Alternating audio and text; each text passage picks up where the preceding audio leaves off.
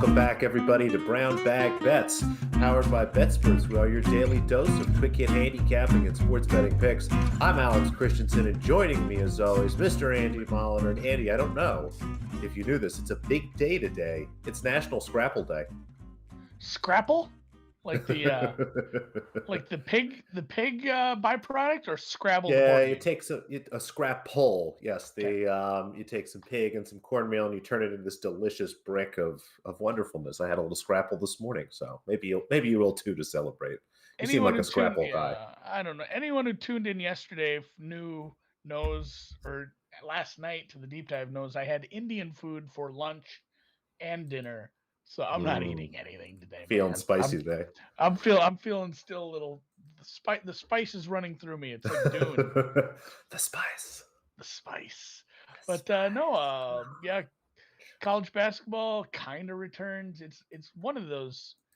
What were the two I shit on usually? Tennis and golf.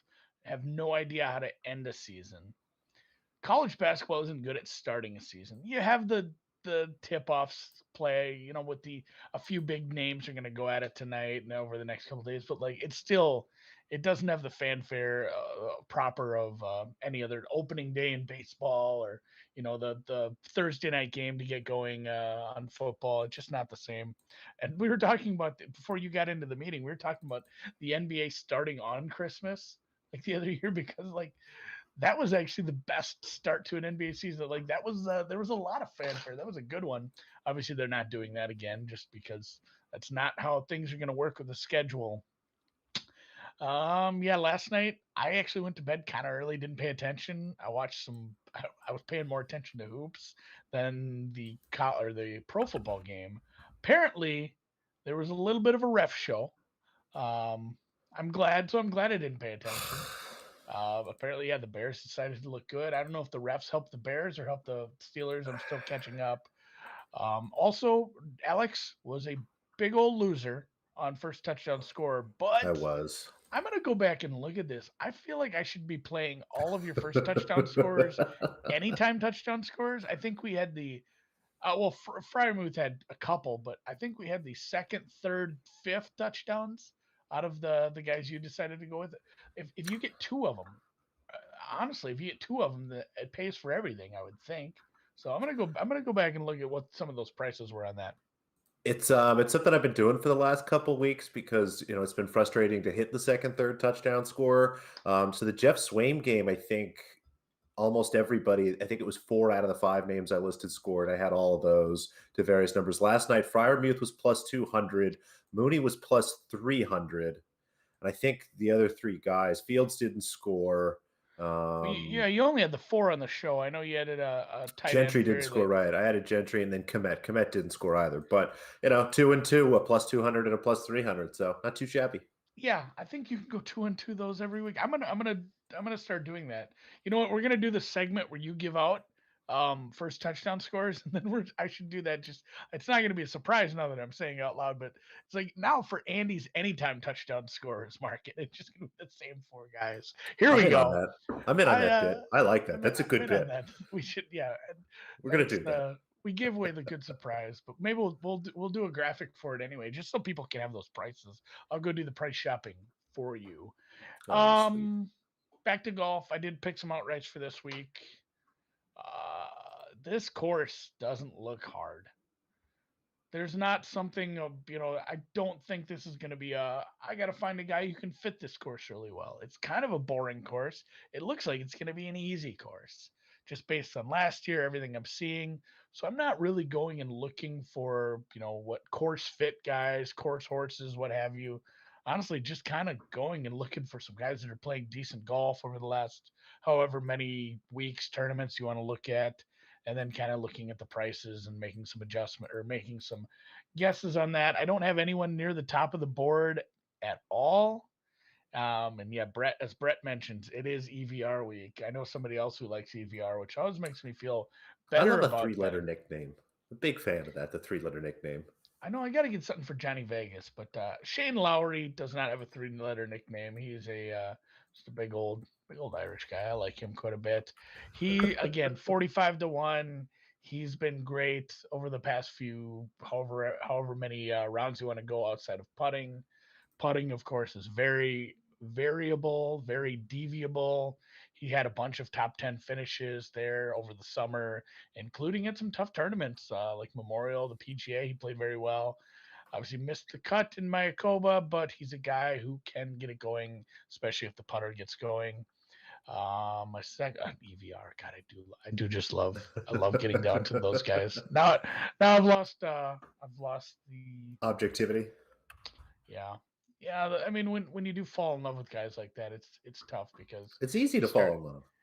you start adding them every week, and um, my next one there, Varner the third, a guy I've played quite a bit too. Another one where it's just his numbers are fine. He plays well. Always a first round leader threat. Not the best of fields. There's some names here, but Varner's another guy whose putter did let him down really heavily at the CJ Cup. He should have placed a little higher there, but before that, through the fall, Fortnite, Sanderson, BMW in the BMW, which was a very good field. He placed 12th there. So he has a bunch of decent finishes in the fall here. It's hard to rate how some of these guys' motivation is in this swing around season. Varner does have baby swag, though. He is coming off of having a child a couple weeks ago. Van Ruyen, already talked about him. Other people on him making me feel just fine about that. He's one where really the weak spot in his game, maybe third shot when he's not finding the green. He's not great around the green, not as great out of the sand. But these greens are big. This is looking like an easy second shot course. He's got plenty of stats here to make me want him at 60-1. And Johnny Vegas, my Love guy, it. almost got it done at the 3M as I was walking along with him. He's another one, just a great ball striker, okay putter. And of course, he missed two eagle putts down the stretch there to keep me from walking home with a lot of money on that fateful Sunday. But if the putter gets going, he'll be just fine. And he has a pretty big number for somebody I rate a lot higher than this. So 80-1 Johnny Vegas. And you know what I did last night? Noops. Before I What'd was you do? logging off a book, the steam was coming the wrong way on the Mm. Bulls, and I still believed, and I did live bet You the gotta Bulls last believe. night on air. I live bet the Bulls at like 5.5, plus five That's and a awesome. half. Third quarter plus 5.5 they got out to, which was amazing. But I parlayed the Bulls and the Suns -3, so I did not stay up Hoo-hoo-hoo. late enough. Nice little winner for me there. I You love have that. Bobkiss tonight, huh? Well, nothing in the main games. We'll get to something a little bit. One of those first quarter looks I like. But yeah, there's 3 games tonight. They're just awful games to try to have to handicap. You've got the Sixers on a back-to-back, a 3-4, a 5-7, a 6-9. No Tobias Harris. It looks like Matisse Thybulle is probably still going to be out here. Just a skeleton crew of guys that have been playing too many minutes. They will be at home hosting the Bucks. The Bucks not in much better shape. Drew Holiday is back, but they're still missing Chris Middleton. They're still missing Brooke Lopez and Dante DiVincenzo. A little bit of a deeper roster. It's probably a good spot here for the Bucks -5.5, but I don't know how you lay 5.5 against the Sixers team at home. Joel Embiid did have the night off last night and could be okay. The total of 218 is right where I have it. You've got the Hawks and the Jazz, another really bad rest spot here for the Hawks, a 3-4 back-to-back. The Jazz, though, dealing with a few injuries. There's some secondary guys, a bad rest spot for them, kind of right where I had my number here. Maybe take the Jazz, kind of sell some points if you're looking for something fun to do there, but pretty close to where I had my number. And then Blazers, Clippers, 2 teams I don't like are playing each other. I guess it makes sense that the Clippers are -3. Paul George has been the better player on either one of these teams. The Clippers have been more solid. They're at home.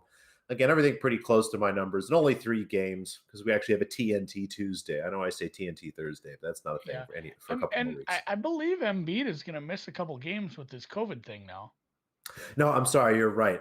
He is not actually on the floor tonight. It's he didn't pop up on the injury report thing that I was looking at earlier, which is odd. But either way, it's just a really tough spot here for the Sixers. It's probably a good spot to take the Bucks. It just, I don't know. It's hard to lay 5.5 like that. I'll do it. Maybe I'll tease him. I'm just kidding. Don't tease basketball.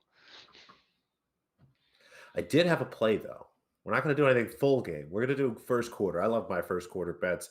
This is something, again, going back and looking, the Sixers have been one of the better first quarter teams. They do really put pride in the way they start, especially at home. At home in the first quarter, they're arguably the best first quarter team in the league so far this year.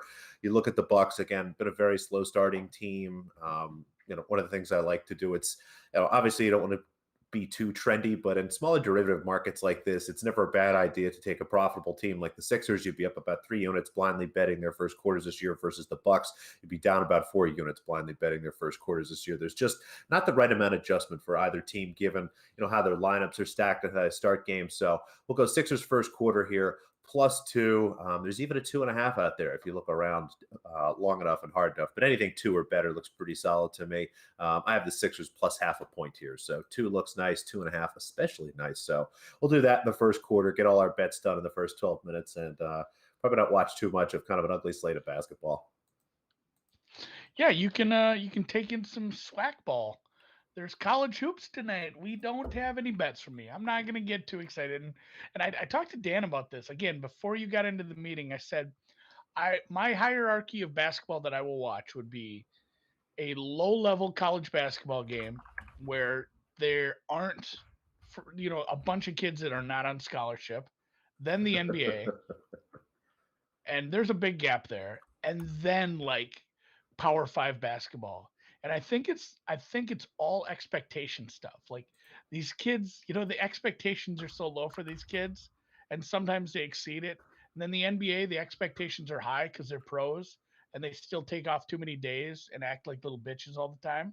And then the expectations for high level college basketball is high, and yet we still have the Big Ten. So I think a lot of my basketball viewing prowess is based on expectations, and honestly, I don't watch that much basketball together on anyway, especially during football season. I'll catch a couple games a week, and I will catch a marquee game in college, in bigger, higher level college basketball. I just don't love these early ones. I don't think I don't think you can glean all that much from them. And there are a couple big ones tonight, though, in the whatever tournament they're calling this. Do not remember. It doesn't matter.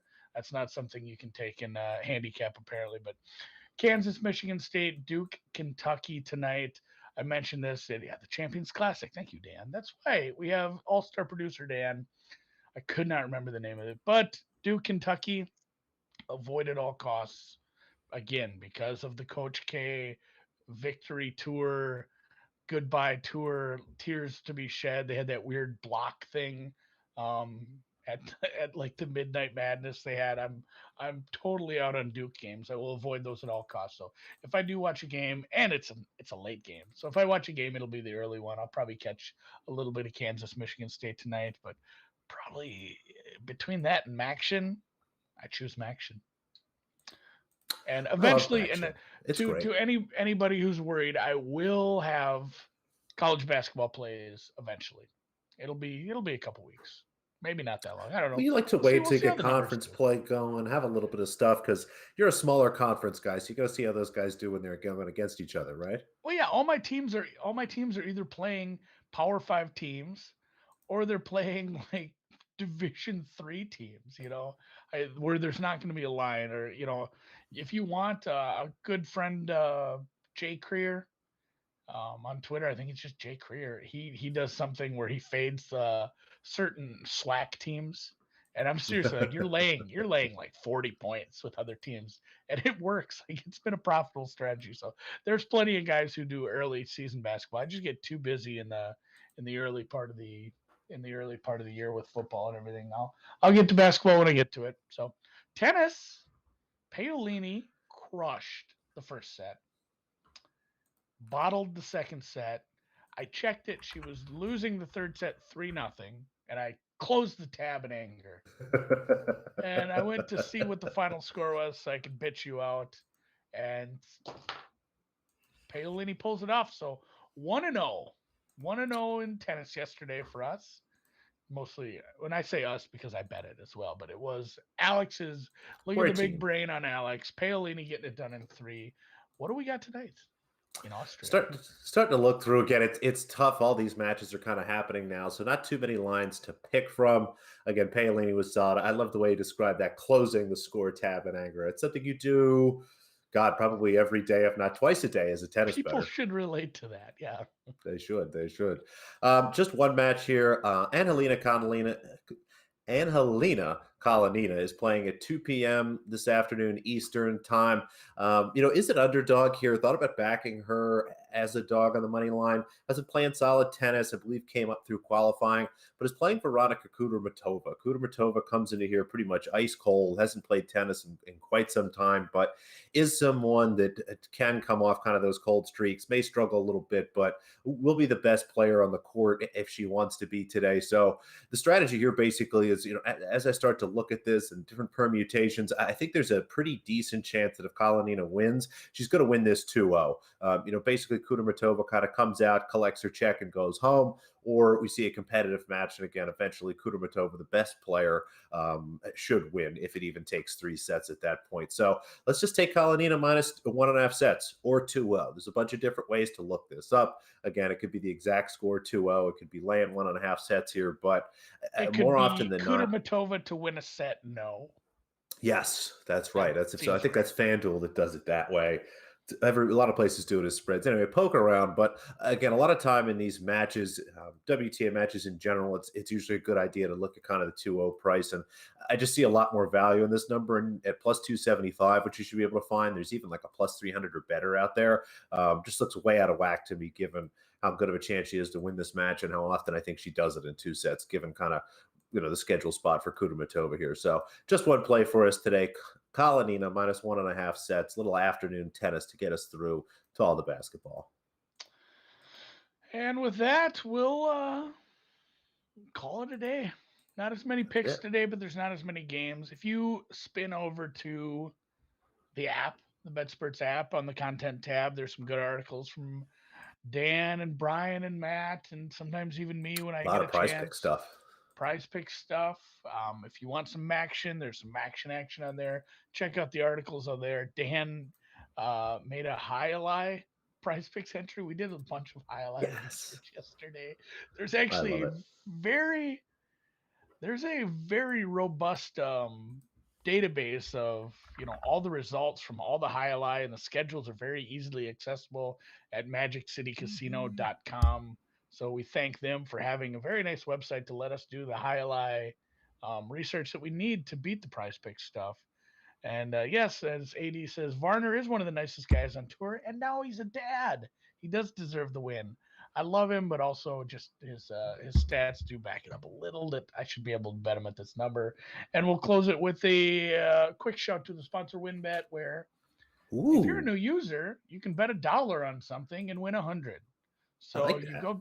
go find one of these minus 10,000 favorites, bet $1, win 100. Pretty easy. Go sign up now. The links, as always, are easily accessible on our Twitter at Brown Bag Bets. For all of us here, we'll catch you tomorrow.